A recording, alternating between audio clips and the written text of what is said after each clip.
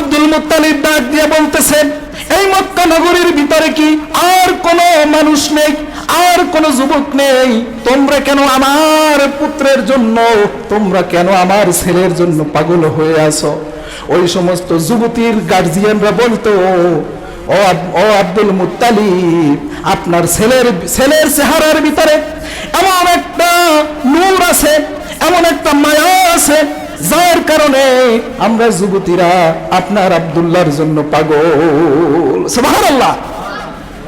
প্রিয় ভাইয়েরা আমার, এই কথা বলার পরে আব্দুল্লাহর পিতা আব্দুল মুত্তালিব এবার তার মাকে বলতেছে, আব্দুল্লাহর মাকে এবার আব্দুল মুত্তালিব বলতেছে, ও আমার বিবি জান, আমার সন্তান তো এই কারণে, এই ঘটনার কারণে বাহিরে বের হতে পারতেছে না, কি করা যায় বলো? তখন আব্দুল্লাহর মা বলতেছে, তাহলে আমার পুত্র, আমার সন্তানকে আমরা বিবাহ করিয়ে দিই। বলেন সুবহানাল্লাহ। মেয়ে খোঁজ করা শুরু করলো। খোঁজ করতে করতে আমার নবী, বিশ্ব নবী, মানবতার মুক্তির দূত, জাহানের কান্ডারি সাইয়্যিদুল মুরসালিন খাতামুন নবিয়্যিন মুহাম্মদুর রাসূলুল্লাহর মা আমিনার সাথে আমার নবীর আব্দুল্লাহর পিতা আব্দুল্লাহর সাথে বিয়ে হয়ে গেল। বলেন সুবহানাল্লাহ। যখন আব্দুল্লাহর সাথে বিয়ে হয়ে গেল, এবার এই আব্দুল্লাহ বিয়ের পরে কয়েকদিন যাবৎ বাড়ি থেকে বের হয় না। বের হলেই তাকে বিভিন্ন ধরনের যুবতীরা তাকে আঁকড়ে ধরে, তাকে বিয়ের প্রস্তাব দিতে থাকে, তাকে প্রেমের প্রস্তাব দিতে থাকে। যার কারণে আব্দুল মুত্তালিবের ঘোষণা অনুযায়ী আব্দুল্লাহ বাড়ি থেকে বের হওয়া বন্ধ করে দিয়েছে। বিয়ের পরে আর বের হয় না। হঠাৎ করে আমার নবী, বিশ্ব নবীর পিতা আব্দুল্লাহ বাড়ি থেকে বের হলো। একদিন রাস্তায় ঘুরতে বের হলো। বের হওয়ার সঙ্গে সঙ্গে ওই মক্কা নগরীর ভিতরে আওয়াজ ফেলা হলো, আওয়াজ তুললো যে, ও যুবতীরা, তোমরা বেরিয়ে এসো, আব্দুল্লাহ রাস্তায় বের হয়ে গেছে। সুবহানাল্লাহ। কিন্তু ভাইরা আমার, বিয়ের আগে আব্দুল্লাহকে যে যুবতীরা দেখার পরে এক ভাব তাকিয়ে থাকতো, কিন্তু বিয়ের পরে আমার ওই মুহাম্মদ সাল্লাল্লাহু আলাইহি সাল্লামের পিতা আব্দুল্লাহর দিকে যখন যুবতীরা তাকায়, তাকানোর সঙ্গে সঙ্গে আব্দুল্লাহ থেকে মুখ ফিরিয়ে নেয়। বলেন আল্লাহু আকবার। এইরকম ঘটনা দেখেন আব্দুল্লাহ বলতেছে, ও যুবতীরা, তোমরা আমার সাথে কেন এরকম করতেছো? তোমরা আমার থেকে কেন মুখ ফিরিয়ে নিচ্ছ? তোমরা তো বিয়ের আগে আমার থেকে মুখ ফিরিয়ে নিতে না। একবার তাকালে তোমরা ঘন্টার পর ঘন্টা আমার দিকে তাকিয়ে থাকতে। আল্লাহু আকবার। এবার ওই যুবতীরা বলতেছে, ও আব্দুল্লাহ, তোমার দিকে যখন আমরা তাকাইতাম, বিয়ের আগে যখন তোমার দিকে আমরা ফিরে থাকতাম, তখন তোমার চেহারার ভিতরে এমন একটা নূর ধপ ধপ ধপ ধপ করে জ্বলতে থাকতো, যেটা দেখে আমাদের অন্তর শীতল হয়ে যেত। সুবহানাল্লাহ। কিন্তু এখন বিয়ের পরে সেই অন্তর আর আমাদের শীতল হয় না, আর তোমার চেহারার ভিতরে সেই নূর নাই, সেই ধক, সেই আলো নাই, সেই মায়া নাই। কি হয়েছে বলো?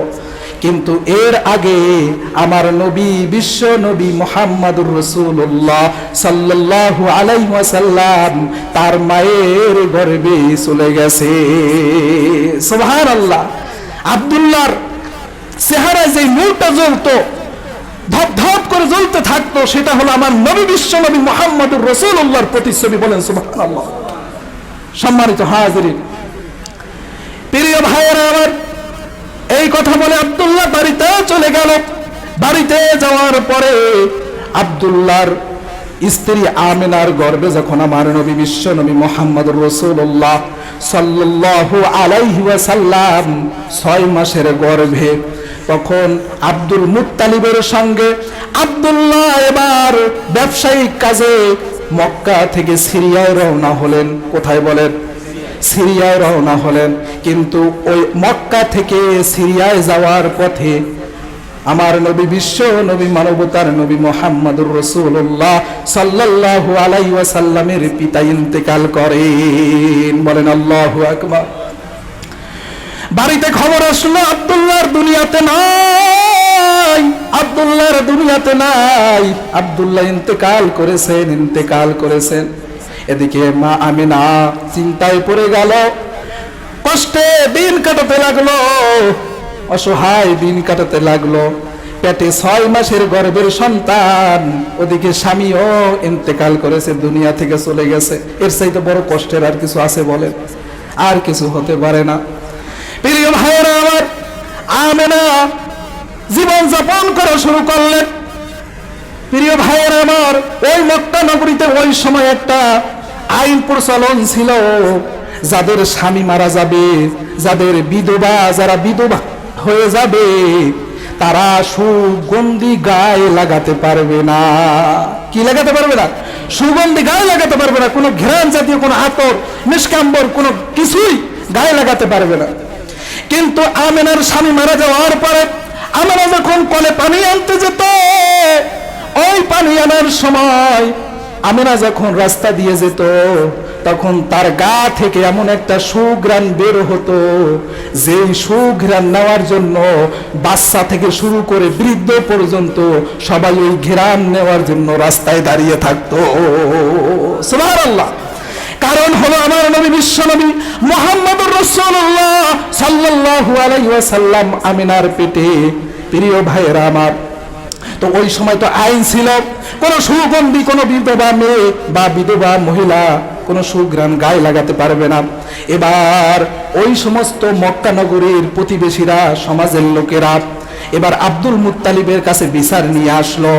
ও আব্দুল মুত্তালিব, তুমি কি জানো না, তোমার পুত্রবধূ কি জানে না, এই সমাজের মহিলারা যারা বিধবা হয়ে যাবে, তারা সুঘ্রাণ ব্যবহার করতে পারবে না, সুগন্ধি ব্যবহার করতে পারবে না। কেন তোমার পুত্রবধূ এই সুগন্ধি ব্যবহার করে কলে পানি আনতে যায় বলো? আব্দুল মুত্তালিবের কাছে এরকম অনেকবার বিচার আসছে। বিচার আসার পরে আব্দুল মুত্তালিব বলছে, তোমরা চুপ থাকো, আমি দেখতেছি। প্রিয় ভাইয়েরা আমার, আব্দুল মুত্তালিব বাড়িতে আসলেন।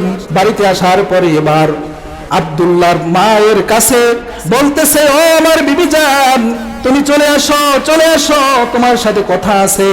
কি কথা বলো? বলতেছে, আমার সন্তান কয়েকদিন হলো মারা গেল, কিন্তু আমার পুত্রবধূ গায়ে সুগন্ধি ব্যবহার করে রাস্তায় বের হয়, পানি আনতে যায়। সমাজের লোকের আমার কাছে বিচার দিয়েছে, কি করব বলো? এবার আব্দুল্লাহর পিতা, আব্দুল্লাহর মা আব্দুল মুত্তালিবকে বলতেছে, দাঁড়াও আমি দেখতেছি। এবার ডাকা হলো আমিনাকে ডাক দিয়া বলতেছে, ও আমিনা, কেন তুমি সুগন্ধি ব্যবহার করে তুমি রাস্তায় যাও? কেন তুমি সুঘ্রাণ ব্যবহার করে তুমি রাস্তায় পানি আনতে যাও? এবার ও আমিনা বলতেছে, ও আমার শ্বশুর, ও আমার আব্বাজান, আপনি একটু শোনেন, আমি কোনো সুগন্ধি সুঘ্রাণ ব্যবহার আমি করি না, আমি কোনো আতর ব্যবহার করি না, আমি কোনো নিষ্কাম্বরের ঘেরান আমি কোনো ব্যবহার করি না। এবার আব্দুল মুত্তালিব বলতেছে, তাহলে তুমি কি ব্যবহার করো? বলতেছে, ও আমার শ্বশুর আব্দুল মুত্তালিব, ও আব্বাজান, আপনি শোনেন, আমার গর্ভে যখন আমার সন্তান আমার গর্ভে আসলো, ওই গর্ভে আসার পর থেকে আমি যদি থুথুও ফেলি, ওই থুথু থেকে এমন ঘ্রাণ বের হয় যা দুনিয়ায় এই ঘ্রাণ সহ্য করার মতো না। আল্লাহু আকবার, সুবহানাল্লাহ ওয়া বিহামদি।